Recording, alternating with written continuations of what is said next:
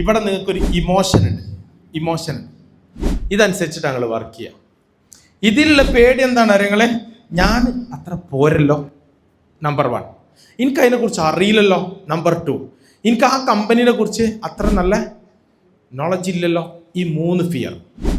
അപ്പോൾ ഇവിടെ എന്താ ഉണ്ടാവുക? ഈ 3 ഫിയർ ഉണ്ടാവുമ്പോൾ നിങ്ങൾ ഈ ബ്രെയിനും വെച്ചിട്ട് എവിടെ ചെന്നാലും അവിടെ റെഡ് ലൈറ്റ് കത്തും. ഏത് ലൈറ്റ്? റെഡ്. പച്ച കത്തേണ്ടടുത്ത് എന്ത് കത്തും? റെഡ് കത്തും. നിങ്ങൾ എന്തുദ്ദേശത്തിനാണോ അങ്ങോട്ട് പോയത് അതെന്ത് ചെയ്യൂല? നടക്കൂല.